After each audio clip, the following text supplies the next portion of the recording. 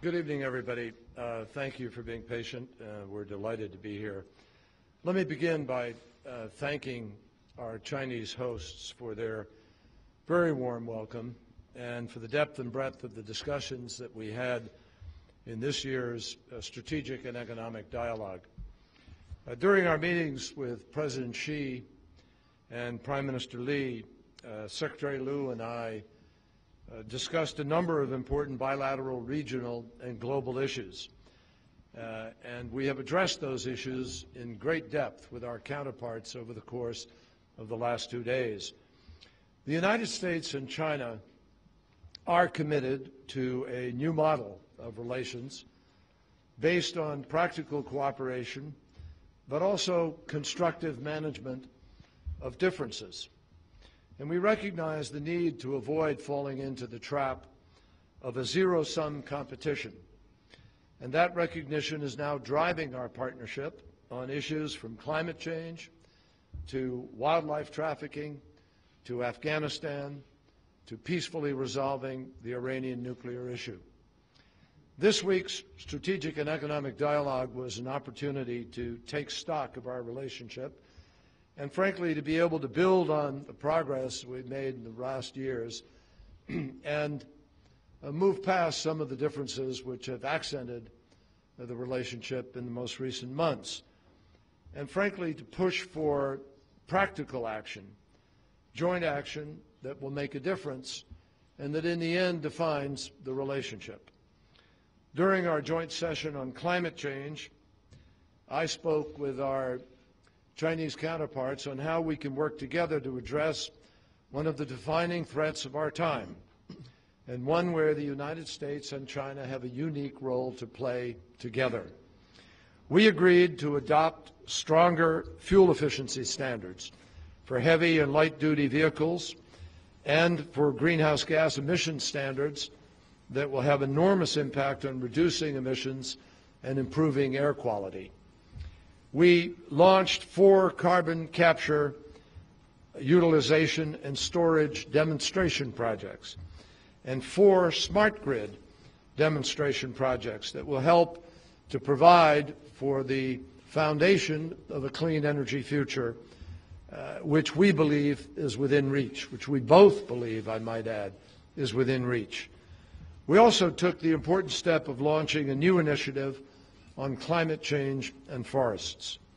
Secretary Liu and I held in-depth discussions with our Chinese counterparts on key economic issues. And together we made progress on ensuring that American workers and businesses compete on a level playing field, driving each other to even greater innovation and problem solving. And we explored practical ways to encourage greater Chinese integration into the rules-based international economic and trading system that has helped both of our countries to prosper. Close U.S.-China cooperation is essential for meeting common regional challenges.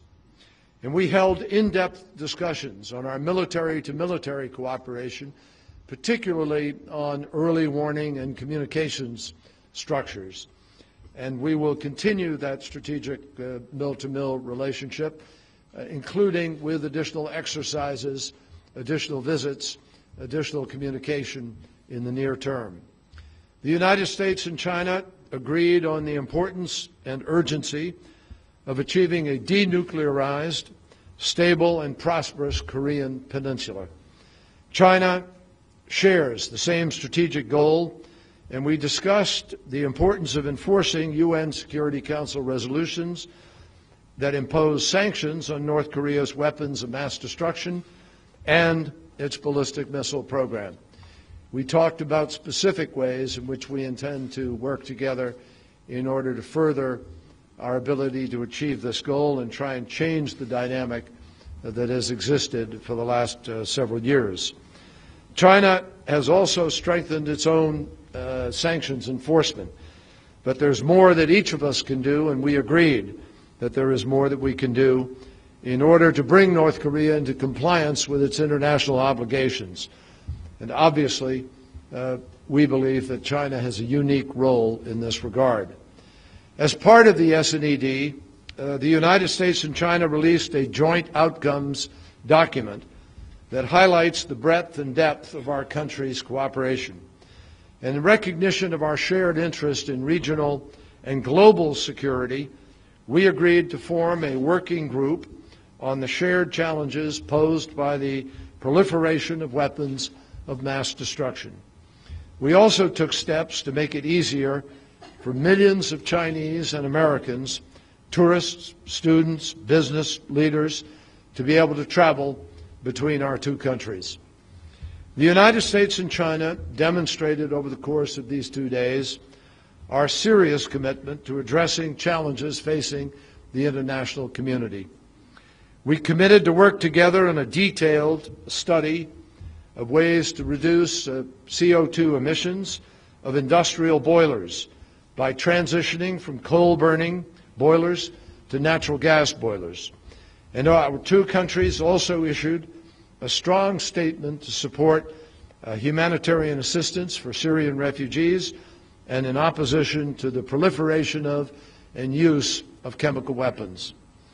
I also had a productive session with Vice Premier Liu in the consultation on the people-to-people exchange. We discussed our shared commitment to develop additional exchanges as a foundation for our bilateral relationship going forward. And we were particularly pleased today to hear about China's commitment to grant 1,000 scholarships to students from historically black colleges and universities. I also took part in a signing ceremony for 6 new eco-partnerships that will harness the ingenuity and innovation of the private sector in order to promote economic growth, energy security, and environmental sustainability. And this year's new eco-partnerships, we are convinced, will drive change in biofuels, battery storage, and other clean technologies. Even as we sought common ground with China, building on areas of common interest, we also had frank discussions about those areas where we have differences. We continued our conversation on cybersecurity and cyber theft. And the loss of intellectual property through cyber means has a very chilling effect on innovation and investment. I emphasized that incidents of cyber theft have harmed our businesses and threatened our nation's competitiveness. And we believe it is essential to continue the discussions in this area. I also reaffirmed that the United States will continue to stand up for our values and promote the universal human rights and freedoms that all people should enjoy. These rights and freedoms are vital to stability and to prosperity. And I raised our concerns about some of the recent detentions and arrests of journalists, lawyers, and activists. We also discussed with our Chinese counterparts the rise of tensions between China and many of its neighbors over maritime disputes. Chinese actions in the South China Sea and East China Seas have generated concerns. And while the United States does not take sides on the sovereignty questions underlying these territorial disputes, we do believe that claimants should exercise restraint, all claimants, and adhere to peaceful and diplomatic ways of dealing with their disagreements. Throughout our meetings, we emphasized the critical importance of maintaining a rules-based international order, including such principles as freedom of navigation, unimpeded lawful commerce, and respect for international law. So, as you can see, we had an enormous agenda. We spent a great deal of time, perhaps more on some than others, but all of these subjects and more were covered. And from our dialogue on trade and investment to intellectual property to maritime security to human rights, we are committed to working through the difficult issues, including through important mechanisms like the SNED. So meetings such as these, I think we all came away reinforced in the value of them, in the importance of the dialogue that took place. And I think everybody here left with a sense that this was really constructive. I want to thank our hosts. The Chinese clearly put great effort into this. Their welcome was generous. Their focus was disciplined and comprehensive. And from my position, it was one of the better international meetings of its kind that I have attended. It had a seriousness of purpose and intent, and I think all of us were pleased with the outcome. So we'd be happy to take a few questions after Secretary Liu has made his statement. Thank you very much, and thank you all for being here and for, we apologize for the delay, but the benefit of having good and productive meetings is that they sometimes also run a little bit long, and that's why we were a little delayed. Our discussions with our Chinese counterparts over the past 2 days were focused on key issues of interest to both of our countries and to the global economy, including ways to boost sustainable growth and create jobs through increased trade and investment and by leveling the playing field. Through our engagement in the strategic and economic dialogue this year, we secured key commitments from China that will further implement China's reforms. These commitments will create new opportunities and deliver concrete benefits to both our citizens and level the playing field for American workers and firms. We held discussions on a wide-ranging set of issues and made a number of commitments that help further create a more open and fair economic relationship. I want to briefly highlight a few key areas and the concrete progress that we've made that will deliver results for American workers and firms. Today, China committed to reduce market intervention as conditions permit and is making preparations to provide greater transparency, including on foreign exchange. This commitment will help accelerate the move to a more market-determined exchange rate and is central to creating a level playing field. This also reflects the increasing role and responsibility China has in promoting balanced and strong growth in the global economy. As the fastest-growing major economy, China offers substantial opportunities for U.S. businesses and workers. Addressing practices that distort trade and impede investment will help the United States further access growing markets and create jobs at home. To this end, China committed to further open up to foreign investment in the services sector, including the financial sector, and will accelerate the revision of its foreign investment catalog. Building on last year's announcement, we also agreed this week to intensify negotiations toward a high-standard bilateral investment treaty and begin the process of negotiating China's negative list in early 2015. China also made new commitments to further reform its state-owned enterprises, which will help provide a level playing field for the U.S. companies that compete here, including significantly increasing the amount of dividend payments that go to the government budget to support social welfare, taking measures to improve their corporate governance structures, and providing greater transparency. We also took steps together to open energy markets to enhance energy security and promote a clean energy future for both our nations and the world. The United States and China reached an agreement on the parameters for their fossil fuel subsidies peer reviews and to provide an update to the G20 in November. The United States and China also signed a memorandum of understanding to increase cooperation and exchanges on transparency, data quality, and policies of China's Strategic Petroleum Reserve. This commitment will help manage uncertainty in global energy markets, respond to future supply disruptions, and reduce oil price volatility. We also work together on expanding opportunities for U.S. firms through promoting a more open and market-oriented financial system by expanding opportunities for U.S. financial service providers and investors, strengthening financial regulatory cooperation, and continuing the development of China's financial markets. We also discussed the importance of strengthening the protection and enforcement of intellectual property, which is critical to promoting innovation and fair competition and addressing trade secret theft. China committed to vigorously investigate and prosecute trade secret theft cases, to publish civil and criminal judgments, and to protect trade secrets submitted in regulatory, administrative, and other proceedings. We welcome the important commitments China made during the dialogue. While these commitments represent real progress for the United States, for China, and the global economy, we still have a lot more work to do. These discussions will continue over the next few months and for many years to come as we continue to strengthen the relationship between our two economic powers. And I join Secretary Kerry in thanking our Chinese colleagues, Vice Premier Wang and Councillor Yang, for the efforts that they and their team put in and for the efforts of our team working together to make the progress that we're reporting to you tonight. And with that, we'll be happy to take your questions. The first question tonight goes to Brad Clapper of AP.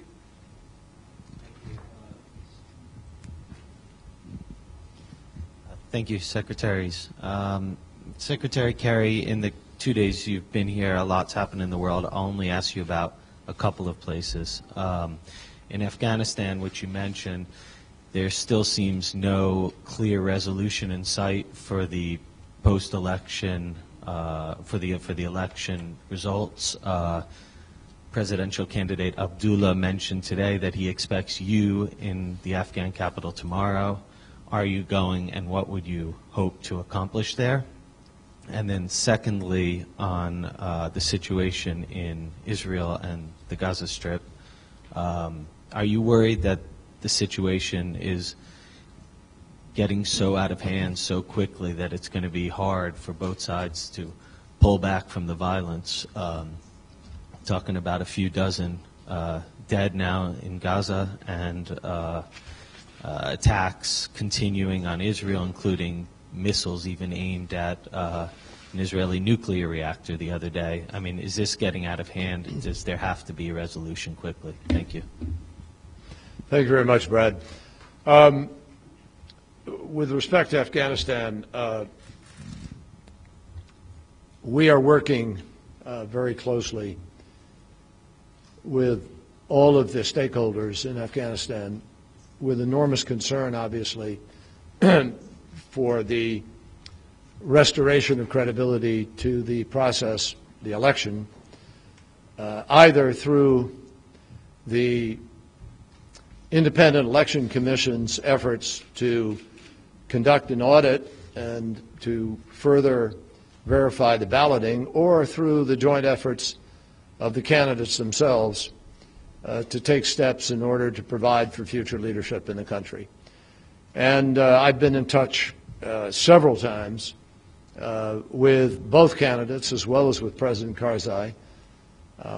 We would encourage both of them to not raise expectations with their supporters, to publicly demonstrate respect for the audit process and the accountability process, and also to show critical statesmanship and leadership at a time when Afghanistan obviously needs it. This is a critical moment for the transition, which is essential to the future governance of the country and the capacity of the ISAF 50-nation-plus support group to be able to continue to be supportive and to be able to carry out the mission which so many have sacrificed so much to achieve. So it's our hope very much that over the course of these next days, very soon, a way forward can be found that will provide the foundation for Afghanistan to grab a hold of the future that so many millions of voters came out to express their will about just a short time ago. So we're very hopeful about that, and we'll see what happens over the course of the next days.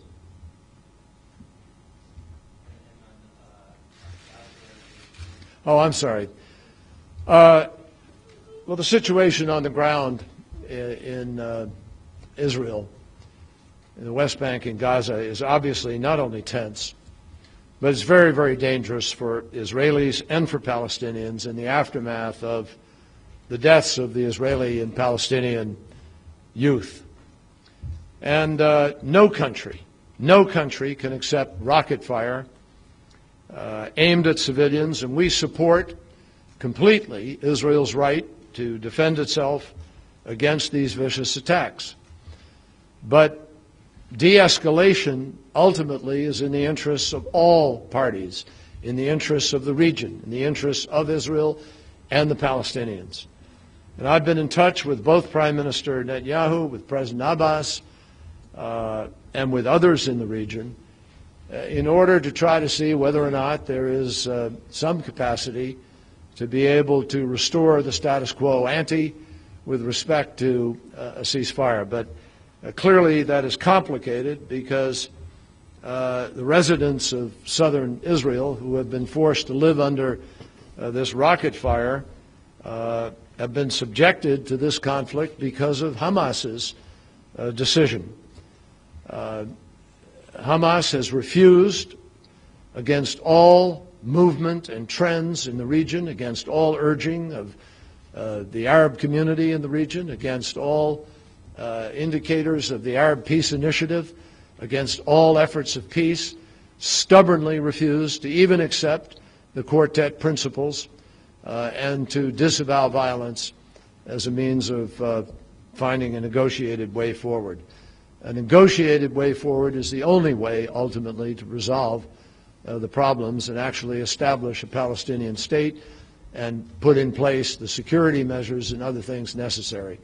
At this moment, that obviously is not the topic of conversation. At this moment, it is one of saving lives, protecting Israel, exercising the right of self-defense, and trying to de-escalate in a way that accomplishes all of those goals of protecting Israel while at the same time not seeing innocent people brought into the line of fire.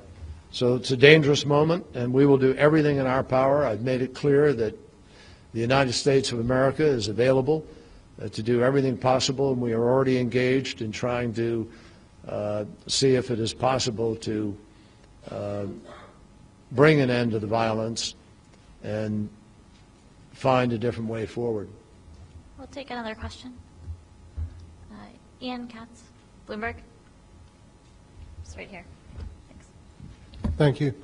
For either Secretary Lew or Secretary Kerry, there was a report out in the last day about Chinese hackers getting into files of the Office of Personnel Management and getting some information of people applying for high security government jobs. Did either of you discuss that with your Chinese counterparts? And if so, in what form and what was their response? And I also just have a separate question for Secretary Lew on the Chinese pledges to reduce currency intervention. Can you explain a little bit about what it is they've pledged to do, and is there a timetable? What specifically are they going to do, and how does it compare with what you would like to see them do?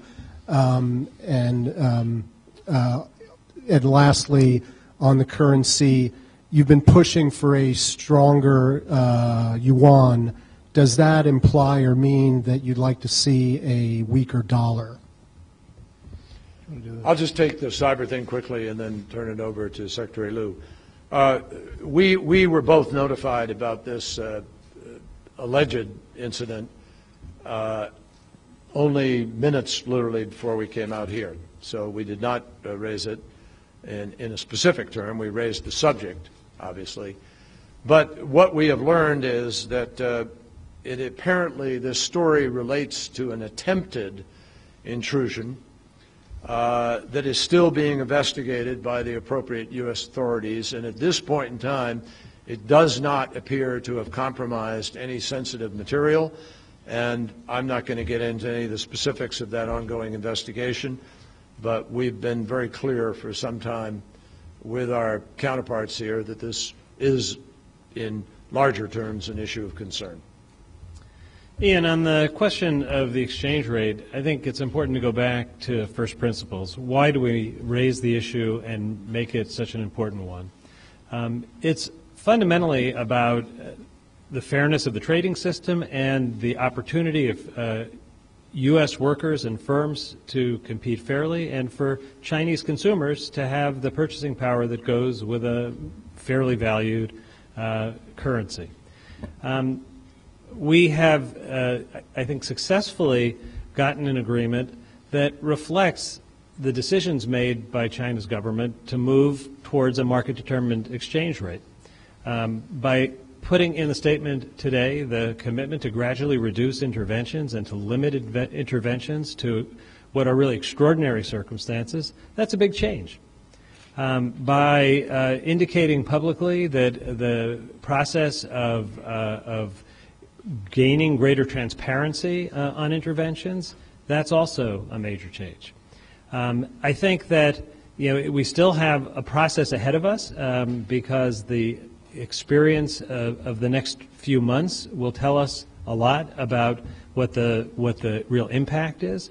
But it is a very important issue that there be clarity on, and that there be an understanding that it is just a basic tenet of moving towards a more market-determined economy, that the exchange rate has to move as well to a more market-determined level. I think that when we think of this in U.S. terms, it is about having there be a level playing field and fair rules of engagement.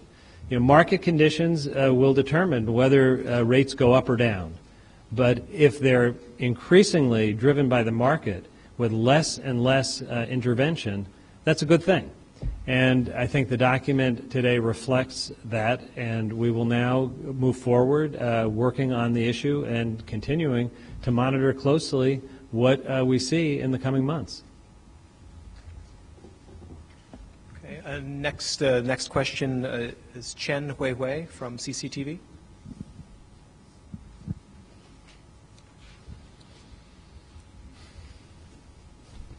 Thank you. My question is for Secretary.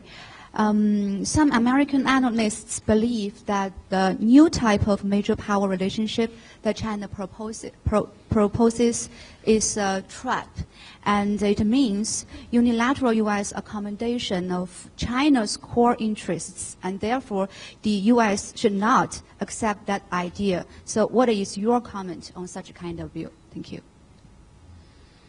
Well, President Obama has made it clear that the United States of America welcomes the rise of a peaceful and prosperous and stable China, and one that plays a constructive role in the region and in the world, that works by rules-based structure in concert with other partners.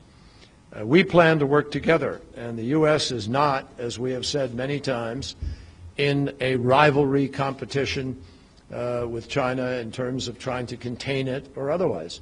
So we don't see a problem in defining a great power relationship in the 21st century that is a new model for countries. But it's not going to be defined by talking about it. It's not going to be defined by us carving up areas and suggesting there are spheres of influence. It's going to be defined by our mutual embrace of standards of global behavior and activity that protect the values and the interests that we have long worked by, the norms of international behavior. And that means not engaging in unilateral actions to enforce a particular assertion of sovereignty or otherwise. It means working within the rules-based system. We don't take a position on those sovereignty issues, but we do take the position that they ought to be resolved through the legal structures that exist for a resolution of those kinds of disputes. And we certainly had a discussion about those kinds of things. So we agreed really what I think is important about what took place here over the course of these last 2 days is that China and the United States were able to talk reasonably and cordially, respectfully, even as we differed about some of these kinds of issues. At the same time, we found there is much more that we agree on and much more where there is a common interest in having a denuclearized North Korea, in making sure that the region is free to navigation and open for respect for the rule of law, in finding that we share concerns about Afghanistan, that we are working together cooperatively in the P5+1, and China is an important partner in the non-proliferation activity and in the enforcement of the P5+1 efforts, that we agree on the Middle East peace and the dangers of the region, that we agree on counterterrorism and the need to work together in order to reduce the threat to all of us. And I could find, there's more, where we have, on climate change, very serious agreement where we are making breakthrough choices, agreements that were articulated by Secretary Liu on the need to reform economic measures, access to markets, and other things. So I think that all in all, when you read the summary of outcomes, you will see that there is a high level of cooperation, but a respect for the fact that we do differ on certain things, and we will, but managing those differences is a critical component of this new great power relationship. Great. We'll take one last question with Ling Wan with Caixin. Thank you. Well, I have questions for both tracks. For Secretary Liu, concerning the BIT negotiation, so far, what are the difficulties and problems encountered in the first phase? And is China SOE your biggest concern in the next phase? And Sorry, I couldn't hear the last part. I'm sorry, for the first question or the second question? The last thing you said. Is Chinese SOE, state-owned enterprise, your biggest concern in next phase? And for the strategic track, Secretary Kerry, if there is one thing you would like to highlight for this year's dialogue, what is it? And how do you see the economic track and the strategic track affected each other in the past 2 days' dialogue? Thank you. Say the last part again. How did I see How do you see the two tracks affected each other in the last 2 days? The economic? Yeah. And absolutely, sure. So let me begin with the question about the bilateral investment treaty. And let me take a step back, because I think the importance of the agreement we reached last year, where China agreed to basically flip its presumption from its markets being closed to its markets being open, was a very dramatic one, and it was one that reflected the mutual interest we have in promoting a strong U.S. and Chinese economy and to promoting more cooperation. Just as Secretary Kerry was saying a moment ago, on the strategic side, so too on the economic side, we have a vested interest in each other's success, and there's much that we agree on. Now, obviously, the process that China is going through is a very substantial one. The presumption is markets are open unless there are specific items that are accepted from it. China is now going through the process of coming up with its list of exceptions, and then, as we agreed to in the summary of outcomes, we will next year begin negotiating that list of exceptions between our two countries. I think that the process of reaching agreement on a bilateral investment treaty is always a difficult and complicated one. And I think the ground covered since last year has been substantial. A lot of progress has been made, and we're now queued up in the beginning of next year to go into the next round of very serious negotiations. Along the way to an agreement on a full bit, there are a number of other issues that are very significant. The items reflected in the summary of areas where we were able to agree reflects opening of some financial markets. We continue to have very productive discussions about a technology agreement. I think even before there's a bit, we have things we can do along the way that will open markets, build confidence, and build a sense that the value of reaching a bit is as great as it was when last year's SNED reached the point of commencing the process. So I think it takes a little bit of patience because it is a long process, but there is real progress being made, and I think the provisions that are reflected in today's document show that even in this round we may have some real points of progress to show. And we will look forward to engaging at the beginning of next year and going through the next phase of negotiation. You asked me to highlight the one thing that might stand out, and I think I did.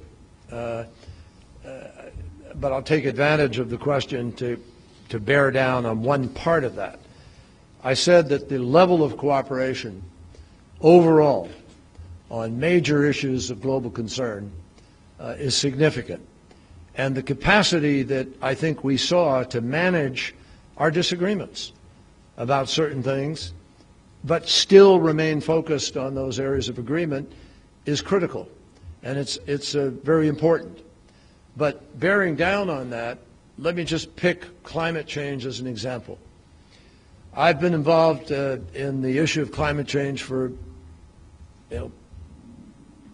more than 25 years, even longer.